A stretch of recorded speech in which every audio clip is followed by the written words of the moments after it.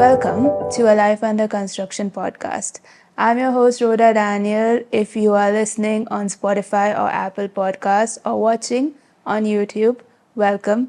I'm very happy to have you here with me. Thank you once again for tuning in this week. If you're new to this podcast, I release episodes every single week, every Thursday at 7 p.m. IST, and we talk about topics that will help you build the life that you want. I hope you've had a good week. My life has been a little busy as usual, but it's unusual for the end of November. I usually feel as if the year is tapering down as we head into December, but this year it has been different.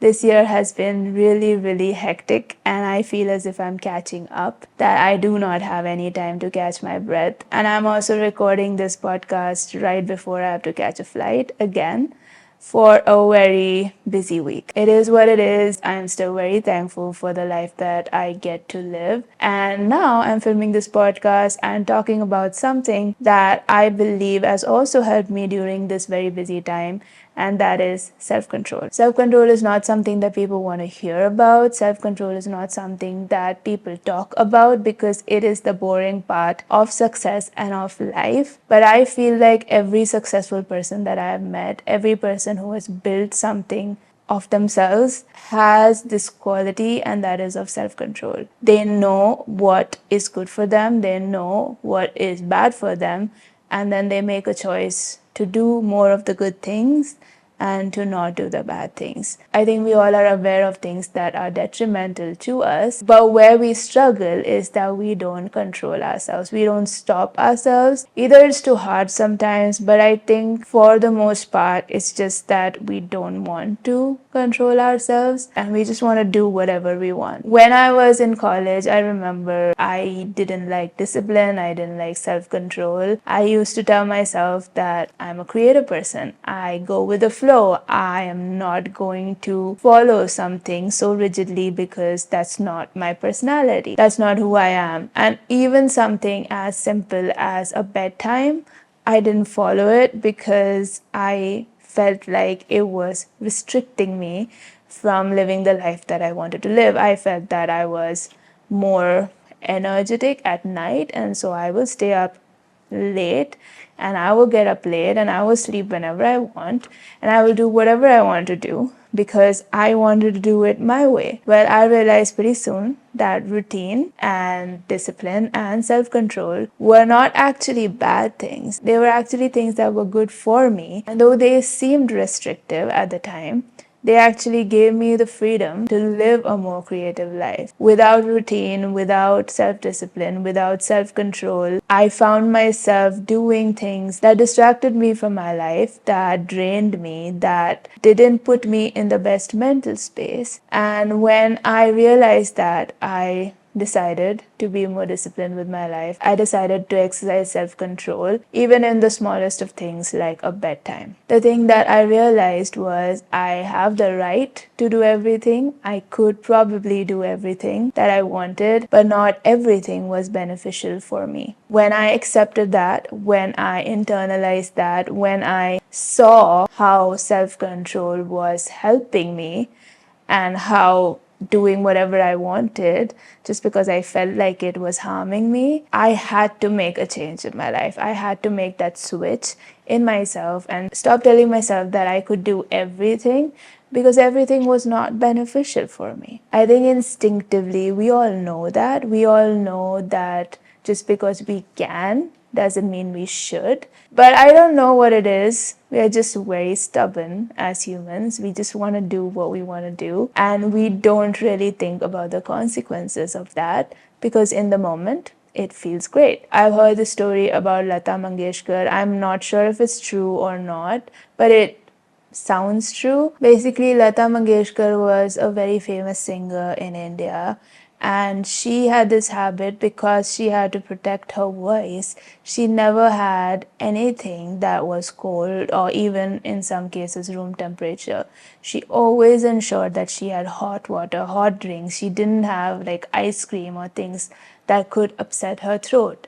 Why did she do that? She did that because she was a singer and she wanted to ensure that her voice remained at its best because that was her purpose in life, to sing. And that meant saying no to things that people would usually say yes to. She did that because her purpose, her voice was more important than enjoying pleasures like ice cream. You and me, we struggle with saying no to ice cream because ice cream is great. But when we realize that something is more important, we do need to learn to say no to certain things that distract us from the more important thing. There are certain things that distract us from the life that we were meant to live, from the best life that we were meant to live. And those are the things that we need to start saying no to. They might be big things like addictions that are derailing our life, or they might be small things like emotions like jealousies or anger that is stopping us from living our best life. I think we just need to take a step back and introspect and see what is it that is something that I'm doing that everybody seems to be doing, but is it beneficial for me? Eating ice cream is not wrong, but for someone like Lata Mangeshkar, it was a no-no. For someone like me with a lactose intolerance, it is a no-no. Even though I love ice cream, I know the consequences of eating ice cream.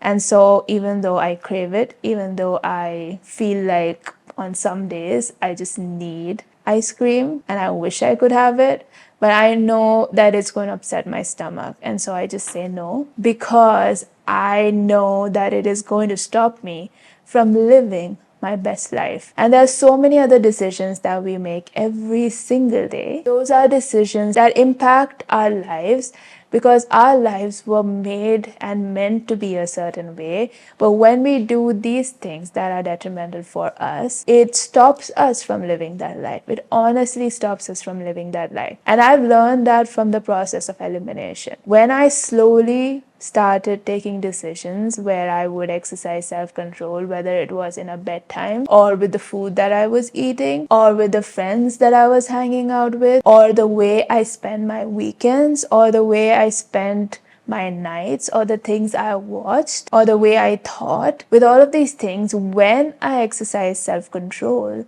when I exercised restraint, I noticed the quality of my life changing. And once I did that, there was no going back, because once you know what your best life looks like, you'll be like, oh, this is how it's supposed to feel like. This is how a good life is supposed to feel like. When we start removing the unnecessary things in our lives, we will start seeing the important things in our life. So how do you get there? I know that's the question you have because all of us struggle with exercising self-control. We know it's good, but how do we exercise it? I think the first step is to be aware of yourself, to know yourself, to understand yourself, understand your personality. For me, I had to realize that I have a very addictive personality. I have a very all or nothing mentality.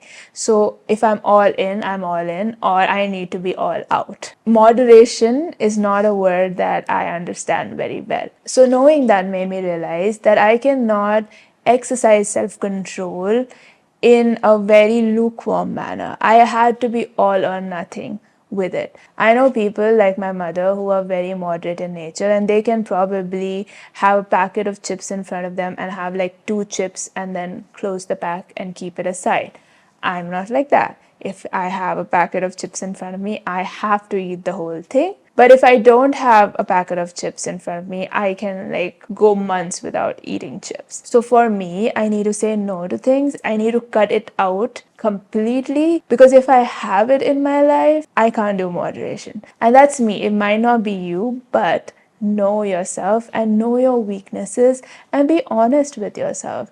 I know we struggle with being honest with ourselves. We tell ourselves that we can do it, that we'll be able to exercise self-control, that we are strong and we are independent and we can do this. Well, as humans, we are weak. We need to accept our weaknesses. So know yourself, understand yourself, reflect on who you are and understand who you are, that will help you take decisions to ensure that you are able to exercise restraint wherever you need to. The second thing, once you know who you are, is to then stay away from the things that tempt you. And by stay away, I mean stay away. We are weak. As I said earlier, we are so weak, and though we can tell ourselves that we will be strong, that we can be in the midst of a situation and still say no to certain things, that does not work. That does not work. Maybe on some days we are strong, but there will be days when we will get weak. So just stay away from things that you know that you struggle with. Stay away from those websites, stay away from those people, stay away from those places. Just don't put yourself in situations where you know that there are chances of you getting weak and therefore giving in to things that are not going to be good for you. Again, it might feel like you are being boring. It might feel like you're not living your life, but trust me, it is better to be boring and restrained than to lose control and do all the things that everybody else seems to be doing and then regret it later. I'm pretty sure Lata Mangeshkar did not regret the fact that she didn't have ice cream for so many years. She didn't, because there was something more important that she was doing. And unless you let go of certain things that are normal by society's standards, you will not be able to give yourself fully to the thing that you were meant to do. And the third thing to do is to constantly remind yourself of the consequences of losing self-control. I think we've all been in situations where we have lost control of ourselves and we find ourselves in places or in situations that we shouldn't have been in. When we have those memories, when we have those experiences to look back on, we need to remind ourselves that this is what happens if you do this. This is how you're going to feel if you do this. You do not want to feel that way again. So no, just say no. I think when we can train our mind to remember those moments, not in a shameful way, not in a way to make us feel guilty, but to remind ourselves that we could be better, that there is a better way to do this. When we do that constantly, we are able to stand at the crossroads of a situation, feel really strongly that we want to do one thing, remember why we shouldn't be doing that thing, and change course. I strongly believe that self-control is one of the most underrated qualities that we could have. People don't talk about it, people don't praise it enough, but it is one of the qualities that if you have that, you are set for the rest of your life. If you are able to say no to the things that are not good for you, you are set for the rest of your life, because you are not allowing things into your life that are not good for you. You are not allowing yourself into situations that are not good for you, just because you have the ability and the strength to say no. And this is cultivated over time. You start with trusting your gut. When your gut says, get out of this, get out of this. And the more you do that, the more stronger that gut instinct becomes, and the more stronger that voice becomes in your heart that tells you when you need to get out. And once you start listening to that voice, when you start listening to that conscience that picks you and tells you what to do and what not to do, we put ourselves in a better position to live the best lives that we could possibly live, because that conscience, that voice is leading us down the path that we were meant to go on. And there are all these opposing voices and this noise that is telling us to go down other paths, that is distracting us from the path that we need to go on. And we need to be willing enough to listen to that voice that is telling us, go down that path. Don't look left, don't look right, just go down that path. And if we are strong enough to listen to that voice, We will find ourselves in places that we could have never imagined ourselves to be in. We will find ourselves doing things that give us so much joy and so much satisfaction, that give us meaning to our lives. When I was in college, there was a TV show that I watched called One Tree Hill. One of the dialogues of that show really stuck with me because it gave me a reality check about my life. It gave me an understanding of every single choice that I make. And I thought I would end this podcast by sharing that dialogue or that quote. It says, "Do you understand the rest of your life is being shaped right now? The rest of your life is a long time. And whether you know it or not, it's being shaped right now. You can choose to blame your circumstances or fate or bad luck or bad choices, or you can fight back. Things aren't always going to be fair in the real world. That's just the way it is. But for the most part, you get what you give. The rest of your life is being shaped right now with the dreams you chase, the choices you make, and the person you decide to be. The rest of your life is a long time, and the rest of your life starts right now." It really hit me because I realized that every single choice that I make, big or small, affects my life, and I have just one life to live.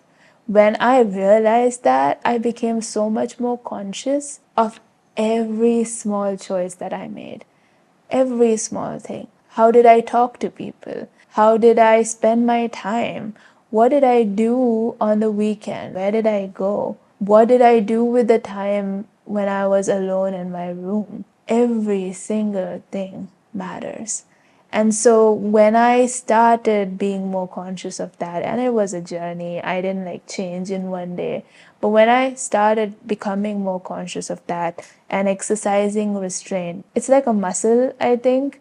You have to kind of use it in order for it to be stronger. And not that I am like perfect at it now, but I'm much more stronger at it now. So I hope that that's a choice that you make as well. It might seem like the boring choice, but let's be boring together. Let's do the boring things. I think every successful person in the world will tell you that they had to do the boring things. They had to be the ones not having a social life. They had to be the ones getting up early in the morning and doing the things that they needed to do. They had to be the ones having habits that people probably made fun of. They had to be the ones reading the books. They had to be the ones putting in the hours. They had to be the ones doing the boring thing because that is what built their life. So be boring, be routine, because boring is what is going to get you to live the life that you were meant to live. So thank you for listening, and I hope that these podcast episodes have been useful for you. If you want to reach out and chat, DM me on Instagram or write to us at alifeunderconstruction.com. And I will see you next week with another topic that will help you live the life that you were meant to live.